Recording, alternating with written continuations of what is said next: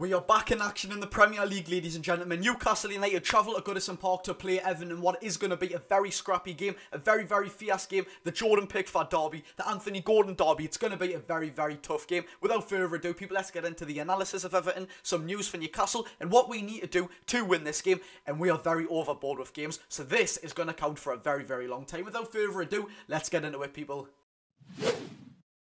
Read then, lads and lasses, how we're doing, and welcome back to the channel. Welcome back for a match preview as well. We are back in action on Thursday, 8:15 at night against Everton at Goodison Park. Like I said, it's going to be a very, very scrappy game. Everton, who of course have been hit with a 10 points deduction. Is that going to break them? Is that going to bring them together? Without further ado, let's take a look at Everton this season. Of course, as of now, they are in the relegation spot. That's of course because of that 10-point deduction, which I do believe was because of financial matters, of course. I'm just going to say one thing though, this is big for Newcastle United. I mean, look, Nick Pope's injured, that's our first choice goalkeeper. We can now make 13 players, a full team of injured players, and it looks like a very good team as well. And of course, Tonali with the suspension. But Dubravka will play against Everton. I've got very bad memories of the last time Dubravka was in goal at Goodison Park. Red card for Everton and they're going to score in the 100th minute, whatever it was. It won't be. That was a very, very dark days for Newcastle United. However, it's all changed. Martin Dubravka's back in goal. I trust him 100%.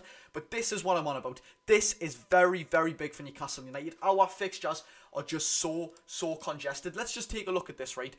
We've just beat Man United 1-0. 5 days later, we'll play Everton. 3 days later, we'll play Spurs away. 3 days later, we'll play Milan in the Champions League in a very, very deciding game for European football. If we win that game, we've got European football. If we lose, we don't. It's very, very big. The mentality has to be massive. 3 days after that, we're back in the Premier League against Fulham. 3 days after that, we are in a quarter-final away in London against Chelsea. 4 days after that, we are back in the Premier League against Luton. 3 days after that, we've got Forest at home.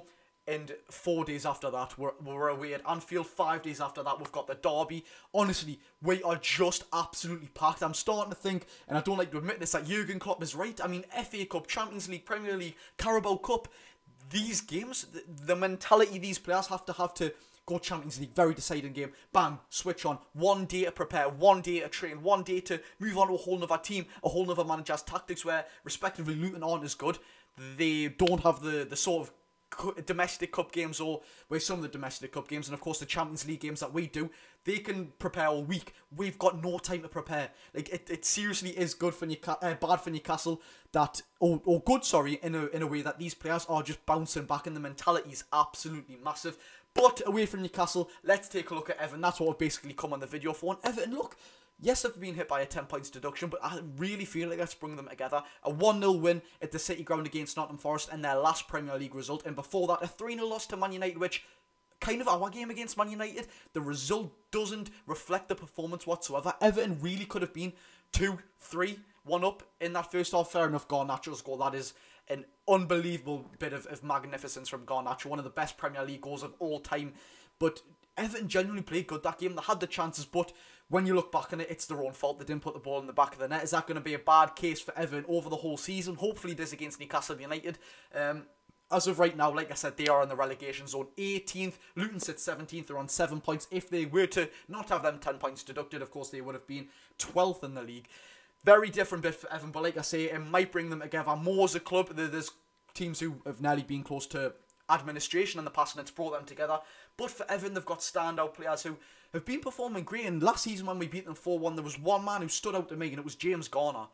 No matter his team was down by 4 goals, he didn't give up whatsoever. So maybe he can create something. Maybe there's not many players who stand out to me. James Tarkowski's always decent at the back. Jordan Pickford, as much as I don't like him, little arms, he is a good shot stopper. But that is one thing as well with Jordan Pickford. Every time we play him, we seem to get one up on him, which it's a bit of a change for Newcastle, isn't it? I mean, remember that comeback with Jose Perez, one of my favourite Newcastle players of all time. That was a great little comeback. There's just been many over the years, especially with the Florian Lejeune comeback. He was forming that day. Wow, that was another great day against Everton. We seem to do pretty well against them. Of course, like I said last season, beat them 4-1 at Goodison Park and beat them 1-0 at St James's Park through Miguel Almiron goal, assisted by Bruno Guimaraes. I can remember that from the back of my head, but I swear that just feels like 2 seasons ago. I don't know how that was the season which we qualified for the Champions League. Honestly, I don't know why that's not sitting in my brain properly. It feels like 2 years ago. But anyways, yes, Everton are a very hitty-missy team. Let's take a look at the recent results. I mean, like I said, Forest 1-0 away, Man United 3-0 loss at home, a 3-2 win against Palace away. Palace are a half-decent team. Of course, we've encountered with them this season. Beat them 4-0.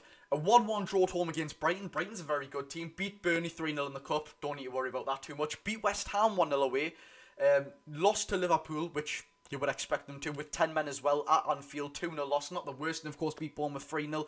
So when I'm looking at it, they've in the past 7 games in the Premier League, they've won 4, drawn 1, and lost 2. The 2 games they've lost is Man United, where they genuinely played good, but look, it's still a loss. And of course Liverpool away, you'd expect them to lose there. They genuinely haven't done bad whatsoever. You know what I'm like, I love giving credit to the opposition as much as I don't like them. They genuinely haven't been bad. I mean, a draw at Brighton, lose to Man United when they didn't really deserve to lose, but they did. And at Anfield away, you'd expect them to probably lose all 3. But even they got a draw against Brighton. I mean, beating Forest away, it's a hard place to go to. We knew that last season. Got a pen in the last minute. What a pen that was as well. That I wish I was in that away end, may I just add. But they just haven't done bad whatsoever. So this Everton team, no matter that they can't put the chances away against Manchester United, we have to be careful, because this lot have got the resilience. They have got it looks like the fight under Sean Dyche. So that's what we've got with Eddie Howe. We've got a stretch squad.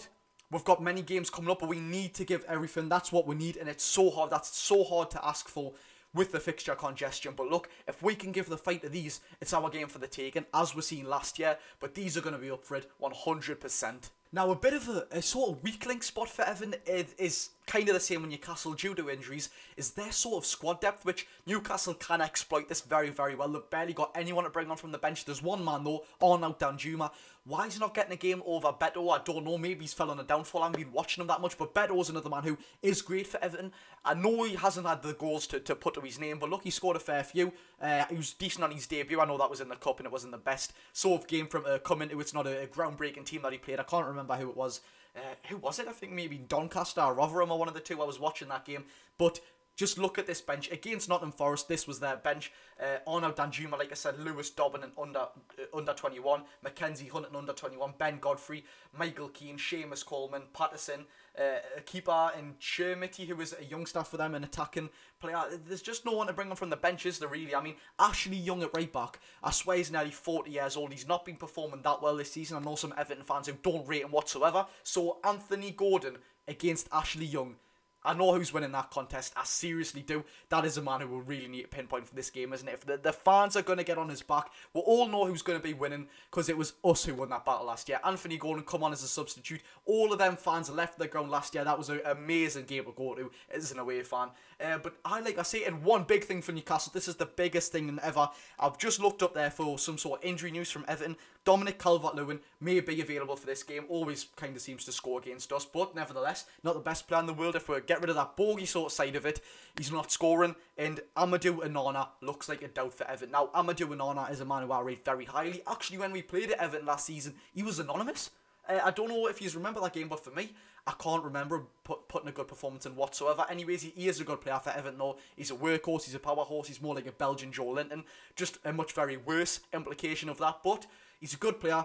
So if he's out for Everton, it's a bonus for Newcastle. But there we have it. Look, Everton are just a very, very weird team. They can go and play well and lose 3-0, or they can play half decent and win 3-0, like we've seen with Bournemouth, like we've seen them put 3 goals past Crystal Palace. So what we need to do in this game, in my opinion, be cautious, be wary, but when we've got it on the counter-attack, absolutely punish them. We will punish this Everton team in 2 days' time, hopefully. We'll get the 3 points. Of course, I'll be doing a live stream watch-along for it, ladies and gentlemen. Thank you very much for watching. I've been Jody Josh. I hope you've enjoyed the match analysis. Please leave a like if you did like the video. Put a lot of work into it, as always, as in every single day I do, with every single daily upload, consistently. Thank you very much for watching. I've been Jody Josh, people. Go and enjoy your day.